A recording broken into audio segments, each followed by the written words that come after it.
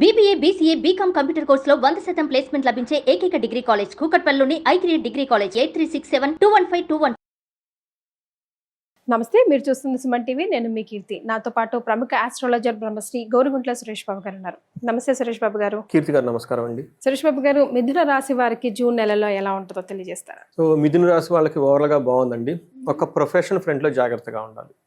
ఎందుకంటే వీళ్ళకి సూర్యుడు 12th హౌస్లోకి వస్తున్నారు కాబట్టి 12th హౌస్లో సూర్యుడు ఉంటే స్థాననాశనం, అంటే సూర్యుడికి మోస్ట్ క్రూయల్గా బిహేవ్ చేస్తాడు, క్రూర స్వభావాన్ని ఎక్స్ప్రెస్ చేస్తూ ఉంటాడు. కాబట్టి 12th హౌస్లో సూర్యుడు ఉంటే స్థాననాశనం అని చెప్తూ ఉంటారు. కొంచెం ఉద్యోగంలో జాగ్రత్తగా ఉండాలి. ఉద్యోగంలో చాలామంది కోల్పోయే అవకాశం, లేదా ఉద్యోగంలో డీప్రమోషన్ రావటం, లేదంటే ఉద్యోగంలో విపరీతమైన అవమానాలు జరగటం కూడా జరిగే అవకాశం ఎక్కువగా ఉంటుంది. కాబట్టి ఈ రాశి వాళ్ళు చాలా కేర్ఫుల్గా ఉండాలి. ఏదైనా జరిగితే దాన్ని మరీ టూ మచ్ నెగిటివ్గా తీసుకోకుండా, ఒక ఈవెంట్ ఏదో అయిపోయిందిలే, జరిగింది ఏదో జరిగిపోయింది, టేక్ ఇట్ ఈజీ అన్నట్లు సింపుల్గా ఉండండి. ఎందుకంటే గట్టిగా పట్టుకోండి, కోపం పడితే అనవసరం జాబ్ అయ్యే అవకాశం ఎక్కువగా ఉంటుంది. ఈ ఒక్క విషయమే జాగ్రత్త, మిగతా అంతా బాగుంది. ఓకే, సో ఇన్ డెప్త్ గా డీటెయిల్ చూద్దాం. అంటే ఇలా చెప్తే జనాలకు నచ్చదు కదా, ఇంకొంచెం ఎలా నిజమా అనుకుంటా. మరే అయితే మనకి మృగశిర 3-4 పాదాలు, ఆరుద్ర 1-2-3-4 పాదాలు, పునర్వసు 1-2-3 పాదాలు అంతా మనకి మిథున రాశిలో ఉంటాయి. మనకి పేరు బలం ప్రకారం కనుక చూసుకుంటే కా, కీ, కు, కం, చా, కే, కో, హా అన్న పేర్లంతా కూడా మనకి మిథున రాశిలో ఉంటాయి. గ్రహస్థితి కనుక చూసుకుంటే ఇదే మిథున రాశిలోకి సూర్యుడి సంచారం ఉందండి జూన్ 15న. దానికి ముందు వీళ్ళకి వృషభ రాశిలో ఉంటారు. ఈ పొజిషన్ మిథున రాశి వాళ్ళకి మంచిది కాదు. జాబ్లో ప్రాబ్లం ఉంటుంది, కొంచెం జాగ్రత్తగా ఉండాలి. బుధుని సంచారం అగైన్ మిథున రాశిలో ఉంటున్నారు, ఇది మంచిది, బుధుడు కాపాడుతాడు. శుక్రుడు సంచారం మీనంలో ఉన్నారు. కుజుడు వచ్చేటప్పుడే వీళ్ళకి జూన్ 7న సింహరాశిలో ప్రవేశిస్తున్నారు అనమాట. ఈ యొక్క గ్రహస్థితి కనుక చూసుకుంటే సూర్యుడు కొంచెం ఇబ్బంది పెట్టే విధంగా ఉన్నారు, కుజుడు వీళ్ళకి చాలా సహకరిస్తున్నారండి. అందుకని చెప్పేసి సూర్యుడు ఎంత ఇబ్బంది పెడుతున్నాడో కుజుడు అంత సపోర్ట్ ఇస్తున్నాడు. అందుకని బ్యాలెన్స్ అయిపోయే అవకాశం ఎక్కువగా ఉంది.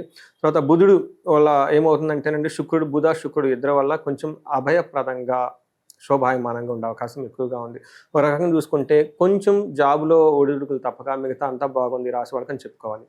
సూర్యుడు 1st హౌస్లో ఉంటే ఏమవుతుంది, 7th హౌస్ని చూస్తూ ఉండటం వల్ల వీళ్ళకి దేహాతి సతతం సంతాపకాలతిక్రమణ భోజనం, బంధుమిత్ర సుహృద్వేష అని చెప్తారు. అంటే బంధువులతోటి మిత్రులతోటి వృధాగా వీళ్ళే గొడవ పడుతూ ఉంటారు. అందుకని ఇంటర్పర్సనల్ స్కిల్స్ చక్కగా మెయింటైన్ చేసుకుని టైం భోజనం చేయడం చాలా ఇంపార్టెంట్. దేహాతి శరీరంలో బాధ ఉంటుంది.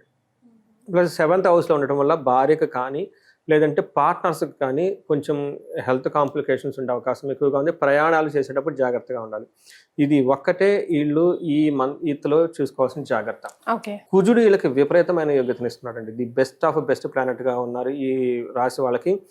విత్తలాభం, మనకి మహర్షులు ఏం చెప్తారంటే, విత్తలాభం, సదా ఆరోగ్యం, ఇష్టసిద్ధి, సుఖావహ, వస్త్రలాభో, ధన ప్రాప్తి, తృతీయగే కుజ అని మనకి సంస్కృతంలో చెప్తారు మహర్షులు. ధనలాభం ఉంటుంది, ఆరోగ్యం ఉంటుంది, కోరుకున్న పనులన్నీ జరుగుతూ ఉంటుంది, బంగారు వస్తువులు ఖచ్చితంగా కొంటారు. చాలా ఫేవరబుల్గా ఉంది. రేటు ఎంత పెరిగినా కానీ ఆ రేటులకు అడ్డం కాదు, కొనేస్తారు.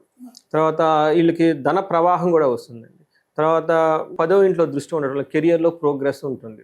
మనం ఇందాక కెరియర్లో బాగలేదని సూర్యుడు వల్ల చెప్పుకోవటం వల్ల ఆ సూర్యుడు చెప్పే ప్రాబ్లమ్స్ని కుజుడు కాంపెన్సేట్ చేస్తూ ఉంటాడు. అందుకని బట్ స్టిల్ వాళ్ళు జాగ్రత్తగా ఉండడం చాలా అవసరం. ఎందుకంటే కుజుడితో పోలిస్తే సూర్యుడు పవర్ఫుల్ గ్రహం కాబట్టి. నెక్స్ట్ శుక్రుడు అగైన్ వీళ్ళకి 11వ ఇంట్లో ఉండి 5వ ఇంట్లో దృష్టి చూడటం వల్ల ఇది కూడాను చాలా అద్భుతమైన కాంబినేషన్ వీళ్ళకి మనం చెప్పుకోవాలి. అంటే లేడీస్ ద్వారా, తర్వాత డిజైన్స్ ద్వారా, fashion, hifi, Benz car, top class movies, shopping malls, ఈ టైప్ అన్ని తిరిగేస్తూ ఉంటారు అనమాట. వీళ్ళకి ఏముంటుందంటే పుష్టిం కాంతిం తదా కీర్తి, ఇష్టసిద్ధి కార్యసాధనం, క్షీరాన్న భోజనం, కుర్యా చుక్రే ఏకాదశే ఫలం అని చెప్తుంటారు అనమాట. అంటే శారీరకంగా చాలా పుష్టిగా ఉంటారు, కాంతిగా ఉంటారు, అనుకున్న పనులను సేవించుకుంటూ ఉంటారు, మంచి భోజనం చేస్తారు, ఫంక్షన్లు అటెండ్ అవుతూ ఉంటారు. ఆల్మోస్ట్ ఒక సెలబ్రిటీ లాగా లైఫ్ని బాగా ఎంజాయ్ చేస్తారు. ఎందుకంటే 11th శుక్రుడు చాలా విపరీతమైన యోగ్యతను ఇస్తుంటారు. ఈ టైంలో వీళ్ళు ఫిలిం స్టార్ని కలవటం, కరిష్మాటిక్ పీపుల్ని కలవటం, ఇవన్నీ చేస్తూ ఉంటారు. బట్ పిల్లల విషయంలో కొంచెం జాగ్రత్తగా ఉండాలి, మిగతా అంతా బాగుంది వీళ్ళకి. రైట్. మరి నక్షత్రాల ప్రకారం మిథున రాశి వారికి ఎలా ఉంటుందండి జూన్ నెలలో? మిథున రాశి కనుక మనం చూసుకుంటే మీరు అడిగిన విధంగా వీళ్ళకి కొన్ని విషయాల్లో ఛాలెంజెస్ కానీ బట్ ఓవరాల్గా బాగుంది. ఫస్ట్ మనకు మృగశిర నక్షత్రం కనుక చూసుకుంటే వీళ్ళకి సంపదలు ఉంటుంది, ధనలాభం ఉంటుంది, క్షేమంగా ఉంటారు, ఐశ్వర్యంగా ఉంటారు. Very good. ఛాలెంజెస్ ఎక్కడ ఉంటుందంటేనండి, నాశనము, మృత్యుభయము, కలహము, ఇవి ఛాలెంజెస్. ఏదో అనుకున్న పనిలో డిస్టర్బెన్స్ రావటం వల్ల ఏమవుతుందంటే భయపడిపోతారు ఏమవుతుందో అని, తద్వారా గొడవలు అయ్యే అవకాశం ఎక్కువగా ఉంది. కాబట్టి జాగ్రత్తగా ఉండాలి. ఇది కూడా ప్రొఫెషనల్ ఫ్రంట్లో జాగ్రత్తగా ఉండాలి. తర్వాత ఆరుద్ర నక్షత్రం వాళ్ళకి సౌఖ్యంగా ఉంటారు, సంపదలు ఉంటుంది, ధనలాభం ఉంటుంది, క్షేమంగా ఉంటారు. బట్ వీళ్ళకి నాశనము, కలహము, మృత్యుభయము చూపిస్తుంది.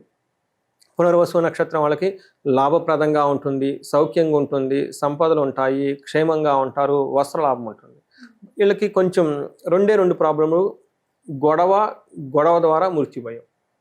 ఈ విషయాన్ని కొంచెం జాగ్రత్తగా పెట్టుకుంటే మిగతా అన్ని విషయాలు చాలా బాగుందని మనం చెప్పుకోవచ్చు. ఆరుద్ర నక్షత్రం వాళ్ళకి సుఖనాశనం, అంటే ఇంట్లో వాళ్ళ కారు కానివ్వండి, రిఫ్రిజిరేటర్ కానివ్వండి, వాళ్ళు కంఫర్టబుల్ లగ్జరీగా ఫీల్ అయ్యే విషయంలో కొంచెము అవి అన్కంఫర్టబుల్ ఫీల్ అయిపోయే అవకాశం ఎక్కువగా ఉంటుంది.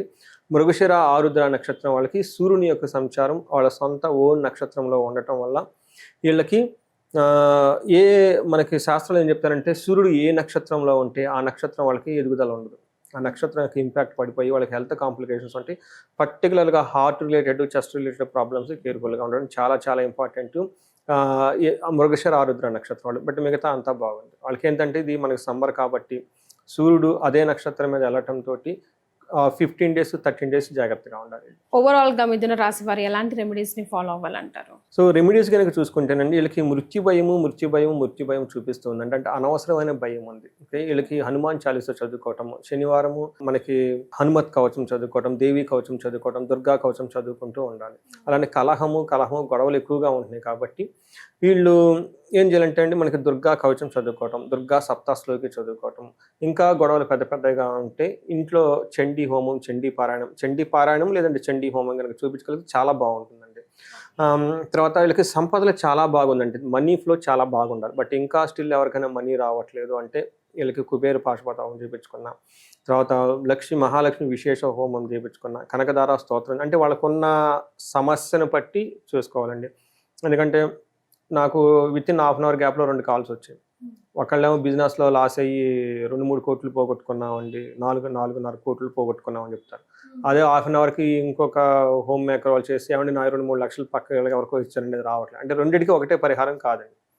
ఎందుకంటే వీళ్ళు స్తోత్రాలు చదువుకోవటం, కనకదార ఇవి చేసుకుంటే సరిపోతుంది. బట్ వాళ్ళకి ఏంటంటే అది బిజినెస్కి సంబంధించింది కాబట్టి, ఒక ఆర్గనైజేషన్ కాబట్టి వీళ్ళు హోమాలు, యజ్ఞాలు అవన్నీ కంపల్సరీ చేయాలన్నమాట.